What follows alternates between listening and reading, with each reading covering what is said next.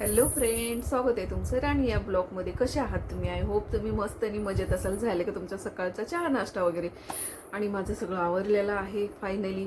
आता मला जायचं आहे. त्याच्या पहिलं म्हणलं छोटासा व्हिडिओ बनवावं, कारण संध्याकाळी आले की वेळ भेटत नाही कामामुळे आणि मग नंतर व्हिडिओ बनवायचा राहून जातो. तर काल फायनली पाडवा झालेला आहे, बरोबर की नाही? आणि आज आहे स्वामी प्रगट दिन. तर सगळ्या स्वामी भक्तांना बरं का मनापासून स्वामी समर्थ प्रगट दिनाच्या खूप साऱ्या शुभेच्छा. श्री स्वामी समर्थ. तर सुरुवात करते आता व्हिडिओला. जर चॅनलला नवीन असाल तर सबस्क्राईब करून घ्या, लाईक करा, कमेंट्स करा, शेअर करा व्हिडिओ आवडल्यानंतर, बरं का? आणि बेल आयकॉनची घंटी वाजवायला विसरू नका. तर घंटी म्हटल्यानंतर हसायला आलं म्हणून, बाकी काहीच नाही आहे.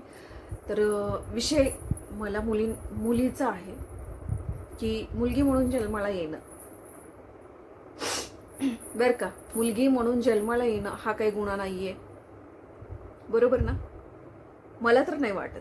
आणि हे काल्पनिक आहे, घडून गेलेलं आहे. ते मला शेअर करायचं आहे तुमच्यासोबत की मुलगी म्हणून जन्माला येणं हा काही गुन्हा नाही आहे. आणि मुलगी जन्माला आली आणि मुलगी जन्मल्याच्या नंतर जर तिची आई ह्या जगातून गेली तर त्या मुलीचा काय गुन्हा आहे? त्या मुलीचा गुन्हा काय आहे तुम्ही सांगा मला. ती अशी अपशकुनी असते का मुलगी? तर एक असाच आहे किस्सा जो मला शेअर करायचा आहे की लहान जन्मलेलं बाळ, एकच दिवसाचं बाळ, त्या एकच दिवसाच्या बाळाला एकच मिनिट. तर एक दिवसाच्या बाळाला बापानी निहून सोडलं. कुठं सोडलं? गुंडाळून कपड्यात एका सुनसान जाग्यावरती जिवंत बाळ नेऊन सोडलं. का? तर डिलिव्हरी झाल्याच्या नंतर त्याची बायको गेली आणि ती मुलगी अपशकुनी आहे असं समजून, मुलगी आहे समजून त्या व्यक्तीनं, ती नकोशी होती म्हणून त्या व्यक्तीनं तिला निहून सोडलं, बरं का? त्याच जागेवरती एक प्रश्न मला असा पडतोय, त्याच जागेवरती मुलगा असता तर ह्यानं सोडला असता का? ती मुलगी होती म्हणून सोडली का ह्याला नकोच होती म्हणून सोडली? त्याच जागेवरती मुलगा असता तर सोडला असता का? हा प्रश्न का नाही पडावा कुणाला तरी? तो प्रश्न मला पडलाय की जर मुलगा असता तरी पण ह्यानं सोडला असता का? ह्याची जर बायको गेली असती बाळाला जन्म दिल्याबरोबर आणि तो मुलगा असता, तर तो मुलगा असता तरी पण त्यानं सोडला असता का? बरोबर की नाही? तर विचार करा. आणि विचार करण्यासारखी गोष्ट आहे. हे न्यूजला पण येऊन गेलेलं आहे. आणि दुसरा मुद्दा, जर तुम्हाला सांभाळणं होत नाहीये तर आता बरेच बघते मी की मुलं लहान जन्मले की मुलं सोडून देतात, कशातही लिपटून फेकून दिलेले असतात, कुठेही फेकून देतात. तर तुम्हाला जर त्यांचं पालन पोषण करायचं नसतं तर तुम्ही जन्माला कशाला घालता? पहिला मुद्दा, जन्माला कशाला घालता? तुमच्याकडे हिंमत नाहीये सांभाळायची, त्याला नाव देण्याची, किंवा त्याचं पालन पोषण करण्याची, किंवा समाजामध्ये त्याला घेऊन वावरण्याची हिंमत नाहीये, भले ते चुकीच्या मार्गाने जरी झालेला असो, बरं का?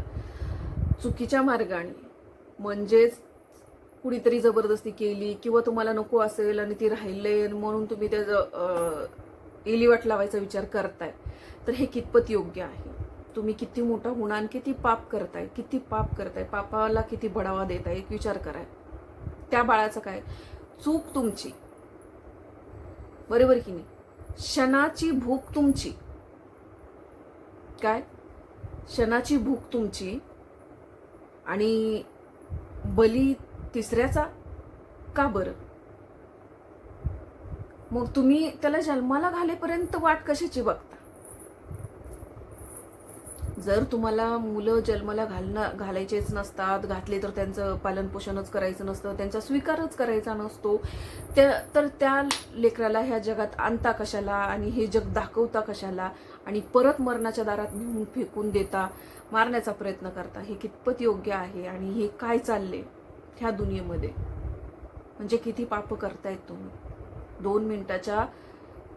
सुखासाठी तुम्ही एखादं चुकून जन्माला घालता आणि परत ते रस्त्यावरती नेऊन फेकणं, कचऱ्यात नेऊन फेकणं, कुठे जंगलात नेऊन फेकणं, कशाला असली पापं करता? एवढे मोठे आश्रम आहेत, आश्रमामध्ये नेऊन सोडा. तुम्हाला एवढी शरम वाटते तुमच्या ह्या अशा घाण कृत्याची. समाजाला कळू नये तुमचं असलेलं घाण कृत्य, समाजाला कळू नये तुमचे असले घाण चेहरे, की तुम्ही कुठेही जाता, काही करता आणि परत त्यांची पैदा करता. बरं पैदा करता, पण परंतु तुम्ही एक आई आहात, कशा का असणार? बरोबर की नाही?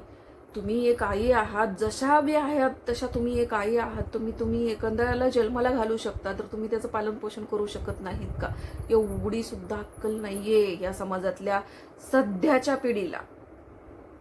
सध्या जी चाललंय ना, याच्यावरून मी बोलते.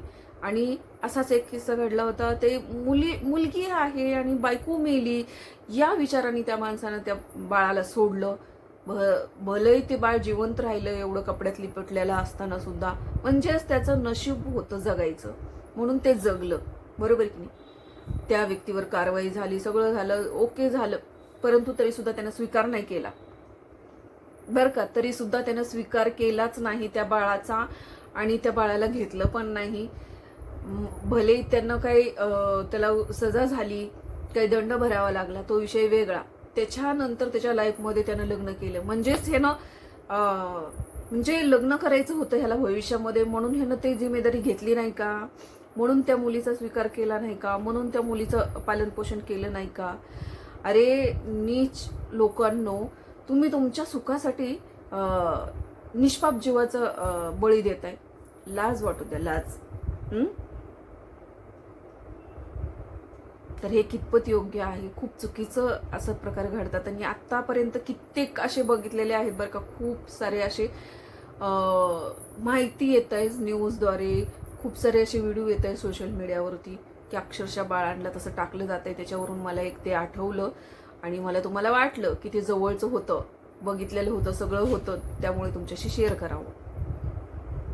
की मुलगी अपशकुनी असते का? आणि ह्यानं मुलगा असता तर सोडला असता का? मला फक्त हा प्रश्न पडला होता की खरोखर ह्याला देवाने मुलगा देऊन बघायला पाहिजे होतं, की ह्यानं सोडला असता का? आता ती डिलिव्हरीमध्ये काहीतरी प्रॉब्लेम असेल, काही असेल, म्हणून ती गेली. आणि आता आठवण्याचा सुद्धा मुद्दा तुम्हाला सांगते. आता परत एक तसाच प्रकार झाला. डिलिव्हरी झाली, 15 दिवस हॉस्पिटलमध्ये होती आणि फर्स्ट टाइम डिलिव्हरी झाली बरं का. लव्ह मॅरेजमधून त्यांचं लग्न झालं होतं.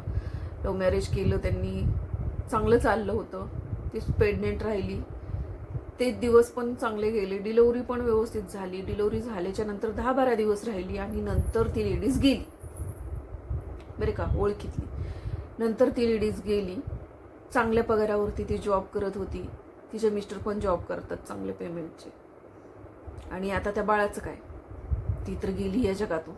तिला जाऊन बी आठवड्यापेक्षा जास्त झाले, पण मला शेअर करायला लेट झालं तुम्हाला. तर असाच एक त्याच्यावरून मला तो किस्सा आठवला. तो पण ओळखीतलाच होता म्हणून तुमच्याशी शेअर करते. तर आता हे बाळ फक्त 15 दिवसाचं आहे आणि त्याची आई गेलेली आहे आणि मुलगा झालाय. आता त्याच्या घरामध्ये आईच आहे जे ते बाळाचं करल. त्या मुलाची म्हणजे ते लहान बाळाची आजी आहे जो त्या मुलाचा सांभाळ करल, सगळं करल. परंतु तरी पण एक विचार करा, तरी पण कितपत योग्य आहे की असं होणं? हे नशिबाच्या गोष्टी असतात, बरोबर की नाही? म्हणतात की जन्म देताना एक मी असं म्हणजे कुठंतरी वाचलंय बरं का, की ज्या वेळेला स्त्री जन्म देण्याच्या ह्याच्यामध्ये असती, त्यावेळेला त्या बाळाला वरती देव विचारतात की म्हणजे तू येशील का तुझ्या आईला पाठवशील? आय थिंक मी वाचले, मला खरोखर ही माहिती नाहीये.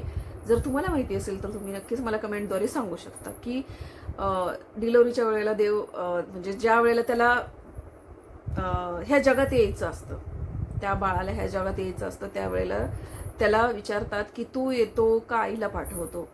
तर तिथं त्या बाळाने उत्तर जर दिलं ना की मीही येणार नाही, आईलाही पाठवणार नाही, तर ते दोन्हीही राहतात. जर असं म्हटलं की मीच येईल, तर मग बाळ जातं, किंवा मी आईला पाठवल असं म्हटलं तर मग आई जाते. एक असं मी वाचलं होतं, म्हणून मी ही गोष्ट शेअर करते की असं विचारलं जातं आणि मग त्या बाळाचा जन्म होतो, सुखरूप होते, दोघंही सुखरूप असू शकतात, XYZ काही होऊ शकतं. तर देवाची लीला आहे. जसं की नारळात पाणी, तसंच काही म्हणजे माहीत नाहीये, परंतु ज्या गोष्टी माहीत नाहीयेत त्या बोलायच्या नसतात, परंतु वाचलेल्या गोष्टी असतात जे बोलायच्या असतात, आणि जे मी वाचले तीच मी इथं बोलती.